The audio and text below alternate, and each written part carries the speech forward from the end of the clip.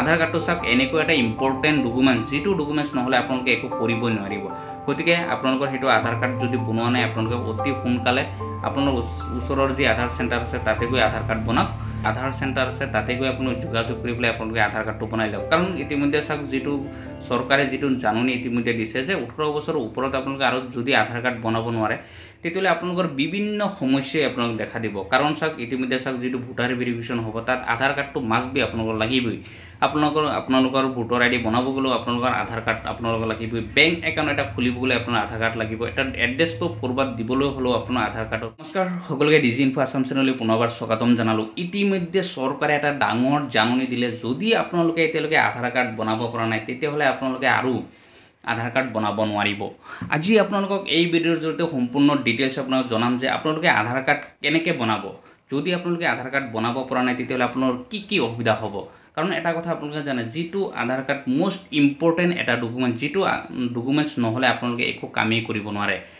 Bank একাউণ্টৰ পৰা আদি কৰি বিভিন্ন কামত যদি আপোনালোকে ব্যৱহাৰ কৰা হয়, সেইটো হৈছে আধাৰ কাৰ্ড। গতিকে আপোনালোকে সেইটো আধাৰ কাৰ্ড ইতিমধ্যে চৰকাৰে বন্ধ কৰি দিছে, সেইটো আধাৰ কাৰ্ড আপোনালোকে বনাব নোৱাৰিব।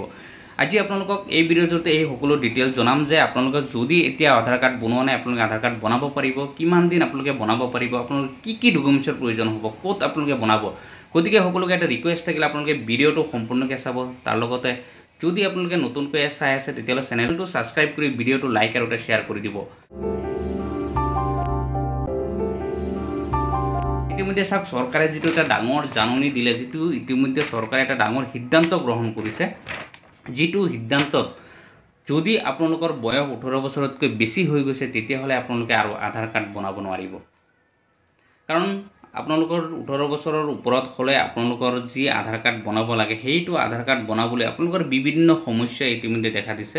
ৰাজ্য চৰকাৰে যিটো গুৰুত্বপূৰ্ণ এটা সিদ্ধান্ত ইতিমধ্যে গ্ৰহণ কৰিছে যে আধাৰ কাৰ্ড লৈ, কাৰণ আধাৰ কাৰ্ডৰ যিটো ডাঙৰ যিটো প্ৰব্লেম হৈছে যে আপোনালোকে যদি আধাৰ কাৰ্ড বনোৱা নাই তেতিয়াহ'লে আপোনালোকে আৰু বনাব নোৱাৰিব।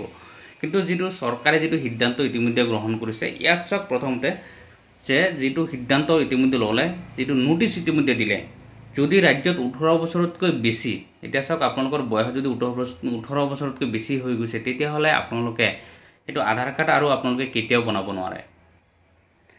SC ST চাহ জনগোষ্ঠীৰ লোকে আধাৰ কাৰ্ড বনাব পাৰিব, কিন্তু কিমান দিনলৈকে বনাব পাৰিব। চাওক এবছৰৰ পিছত এইসকল লোকেও আধাৰ কাৰ্ড আৰু বনাব নোৱাৰে। যদি SC ST হয়, চাহ জনগোষ্ঠীৰ লোক হয়, তেওঁলোকে এবছৰৰ ভিতৰত তেওঁলোকৰ যদি আধাৰ কাৰ্ড বনোৱা নাই তেওঁলোকে বনাবই লাগিব। যদি নবনায় তেতিয়াহ'লে এবছৰৰ পিছত তেওঁলোকেও সেইটো আধাৰ কাৰ্ড বনাব নোৱাৰিব।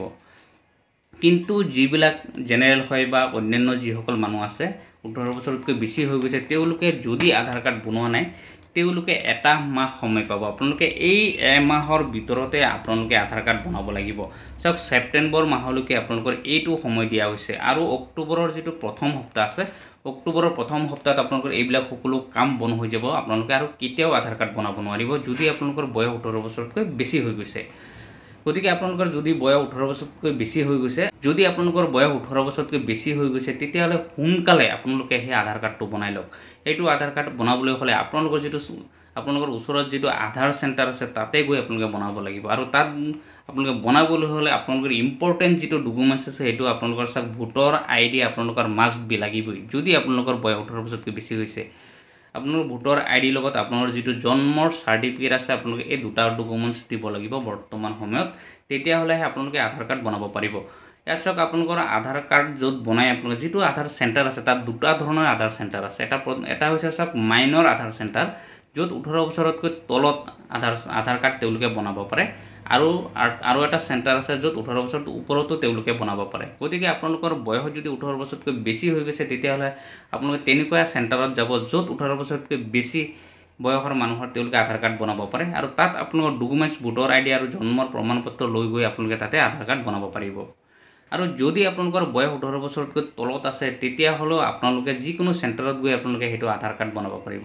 আৰু তাৰ কাৰণে ডকুমেণ্টছ হৈছে আপোনালোকৰ যিটো জন্মৰ চাৰ্টিফিকেট সেইটো মাষ্ট বি লাগিবই, তেতিয়াহ'লে আপোনালোকে বনাব পাৰিব। আৰু যিটো জন্মৰ যিটো চাৰ্টিফিকেট আছে চাওক, এই জন্মৰ চাৰ্টিফিকেটটো আপোনালোকৰ অনলাইন হ'ব লাগিব। যদি অনলাইন হয় তেতিয়াহ'লে আপোনালোকে বনাব পাৰিব।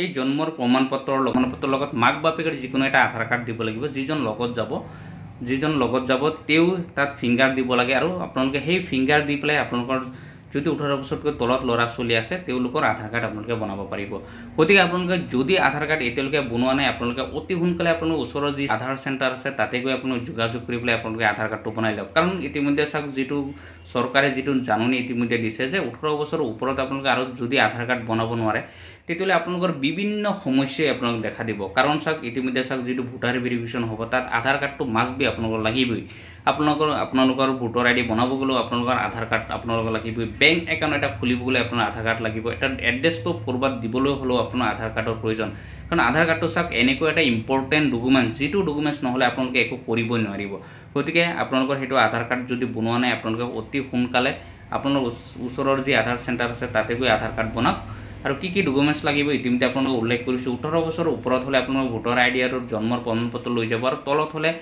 জন্মৰ প্ৰমাণপত্ৰ আৰু মাক বাপেক যিকোনো দুজনৰ পৰা এজন লগত গ'লে তেওঁৰ আধাৰ কাৰ্ডটো দি পেলাই আপোনালোকে বনাব পাৰিব গতিকে সকলোকে এটা ৰিকুৱেষ্ট থাকিল আপোনালোকৰ যদি আধাৰ